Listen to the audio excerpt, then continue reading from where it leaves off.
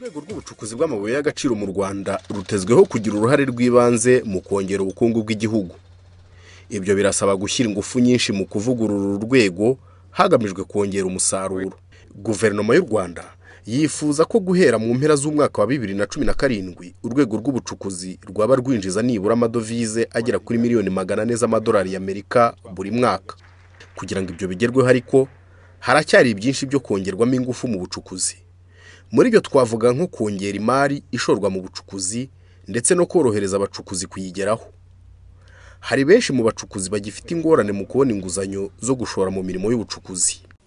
Nta nguzanyo tubona.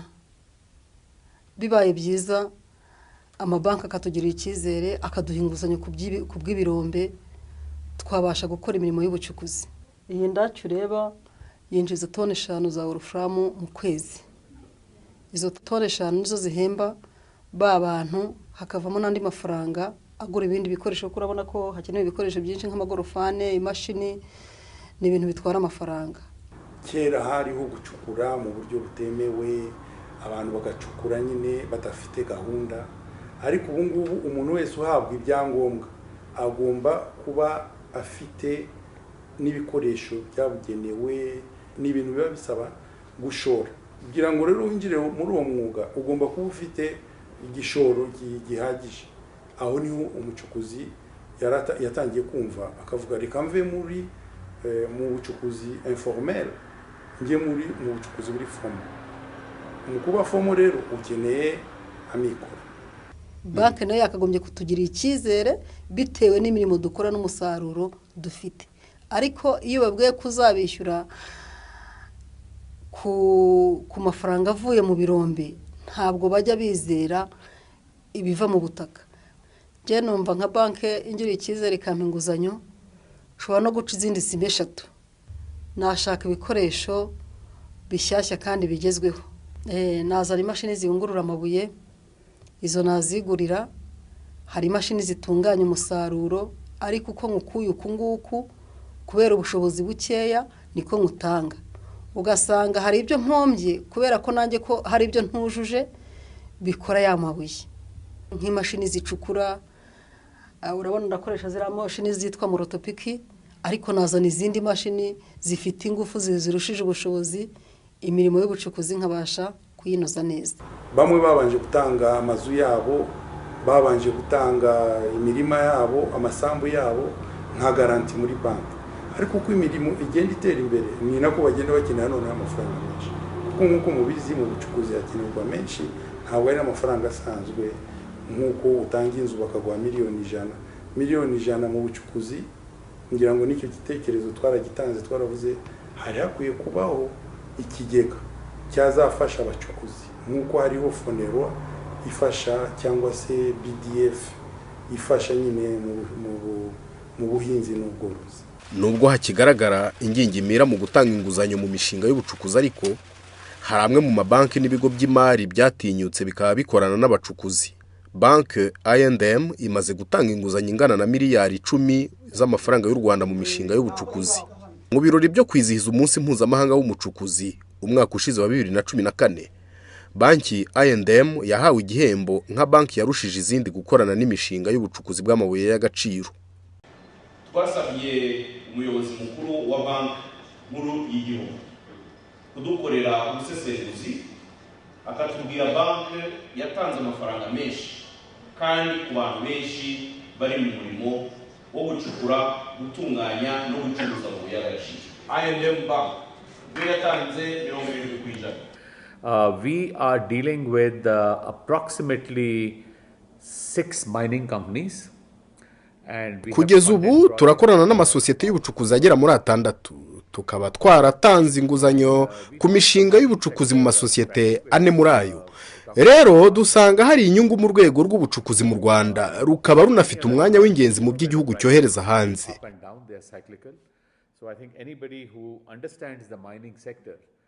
Nubwo mu bucuruzi bw'amabuye y'agaciro hari ikibazo cy'ibiciro bihindagurika ku masoko mpuzamahanga, rimwe bikagwa ubundi bikazamuka, ariko ku buryo burambye biranumvikana ni umwihariko nyine w'uru rwego. 1 year when they are good, another year when they'll go down, and that sort of a thing. umuntu wese ukora bizinesi muri uru rwego arabyumva. No ku Rwanda ruteganya kongera ibyoherezwa mu mahanga nuko ubimenyera. Rero niyo mpamvu banki yacu twiyemeje gushyigikira uru rwego. So we saw every reason to start supporting that sector. We did a lot of meetings with the twagiye dukorana amanama menshi n'inzego zinyuranye zirebwa n'uru rwego, abacukuzi ndetse na ministeri, tukaba twarasanze rwose amabwiriza n'amategeko agenga uru rwego u Rwanda rwashyizeho ari meza, akwiye kandi akaba anahuje n'ibipimo mpuzamahanga, bityo tukaba twarasanze igihe cyari kigeze ngo dutangire dushyire imari muri uru rwego rw'ubucukuzi. Minisiteri y'umutungo kamere ku bufatanye n'izindi nzego z'igihugu bireba irakora ibishoboka byose ngo ikibazo cyo kubona imari yo gushora mu bucukuzi gikemuke. Ibyo bikajyana n'izindi ngamba zose zo kuzamura urwego rw'ubucukuzi hagamijwe kongera umusaruro butanga. Icyo rero turi gukora icya mbere ni ikigega cyafasha abacukuzi baciriritse n'abacukuzi bato. Turi kubikorana na Minisiteri y'Imari n'Igenamigambi ngo turebe ku buryo hajyaho ikigega cyajya gifasha abacukuzi bato kubona inguzanyo muri za banki z'ubucukuzi. Icya kabiri twakoze no guhuza ishyirahamwe ry'abacukuzi n'ishyirahamwe ry'abanyamabanki ngo bicare baganire batubwire impinduka twakwiye gukora zashyigikira izo nzego zombi kugira ngo rumwe rugurize urundi. Ubwo rero turi kubona muri izi mpushya nshya zaje mu itegeko rishya, turi kureba uburyo izo mpushya zajya zinakoreshwa nk'ingwate zatuma banki ivuga iti hano koko ni umushinga ufatika kugira ngo babe bawutera inkunga. Ikindi twashyizeho urwego rw'inzobere zigenga, ubwo ni abantu bafite uburambe muri uyu murimo bazajya bafasha abacukuzi gutegura imishinga yabo. Ubwo rero rya huriro ry'abanyamabanki n'abacukuzi bazareba uburyo izo nzobere zakwiye gutegura inyigo kugira ngo izo nyigo nizigezwa kuri banki ngo kwibe yazisuzuma isange zujuje ibyo banki zisaba kugira ngo bamenye niba harimo amabuye menshi kandi ashobora gucukurwa ku nyungu banki be yaguriza abo bacukura.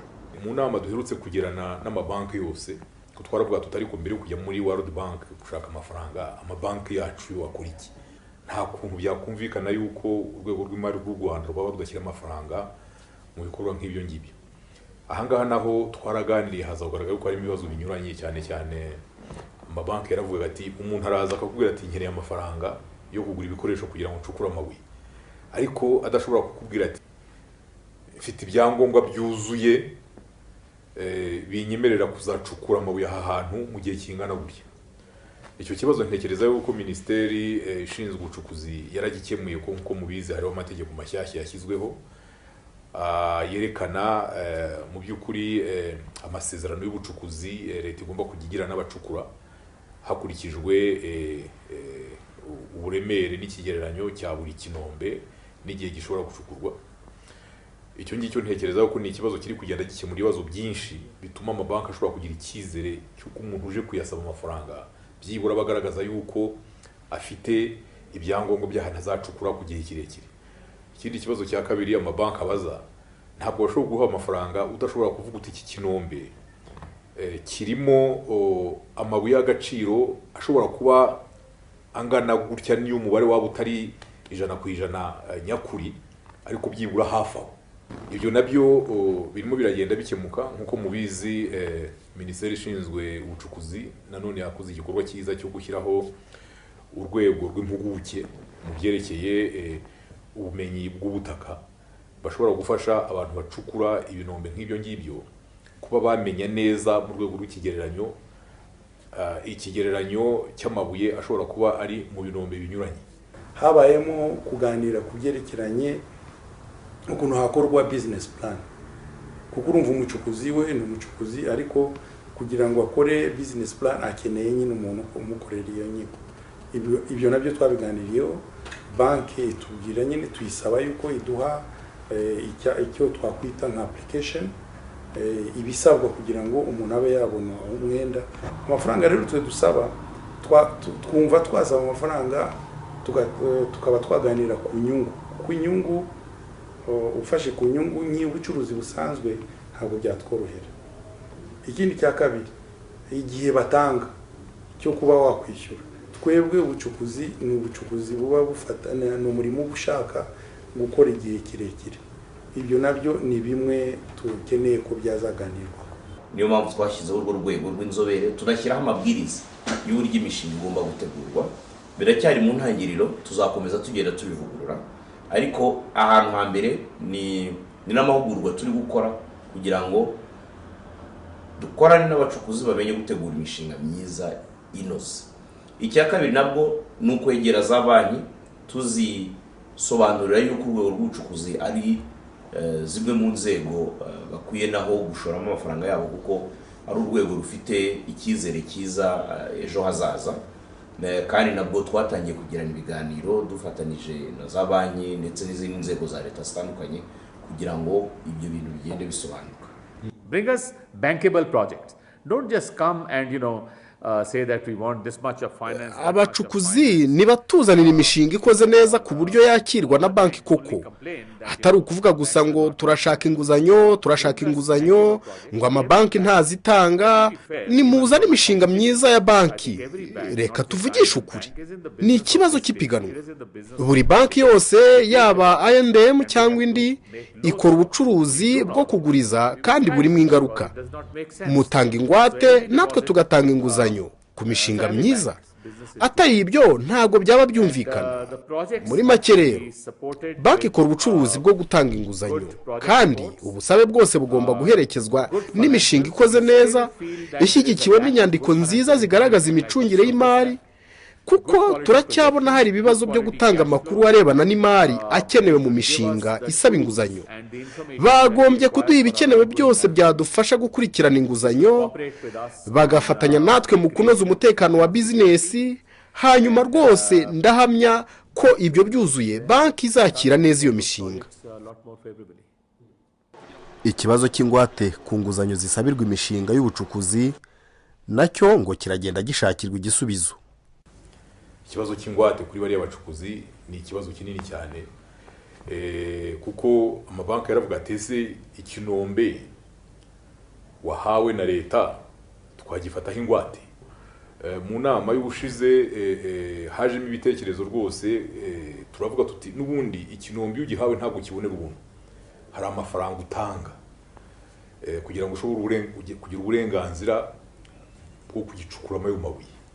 Kuba ufite ubwo burenganzira bwo gucukura ikinombe iki n'iki ni ibintu bifite agaciro ushobora kuba wanagurisha. Icyo gihe rero bituma tuvuga tuti turebe niba mu rwego rw'imikorere y'amabanki kugira ngo ikinombe umuntu acukura gishobore kuba cyafatwaho garanti, nuko igihe ananiye kwishyura banki yafata icyo kinombe ikaba yakigurisha undi. Mu nama twakoze ubushize twashyizeho itsinda rikuriwe na banki nkuru y'igihugu, ariko ririmo na Minisiteri y'Ubucuruzi n'Inganda, ririmo Minisiteri y'Imari ndetse na Minisiteri ishinzwe ubucukuzi bw'amabuye y'agaciro, kugira ngo batwigire ukuntu mu rwego rw'amategeko uburenganzira bwo gucukura ikinombe bwashyirwa mu rwego rw'ibyemezo by'ingwate. Ku ruhande rw'abacukuzi, aba barasabwa nabo gushyiraho akabo mu kurushaho gutunganya no gucunga neza imishinga y'ubucukuzi kugira ngo amabanki n'ibigo by'imari barusheho kubizera. Ingorane ya mbere ni buryo imishinga iteguye. Imishinga ntabwo yabaga inoze, ntabwo burya banki bishaka mbere na mbere kumenya niba amafaranga izakuguriza azagaruka. Ubwo rero kugira ngo imenye niba amafaranga izakuguriza azagaruka, ukeneye kuba ufite umushinga unoze. Abacukuzi bavugurura imikorere, tuve mu byo twabayemo mu myaka 5, 10, 15 ishize, tugiye mu bucukuzi bwa kinyamwuga, dushaka inzobere zibizi zize zidufashe dutegura imishinga nyayo myiza, twegera ibyo bigo by'imari bitubwira ibikenewe, ariko tuvugurura uburyo sosiyete z'ubucukuzi zubatse.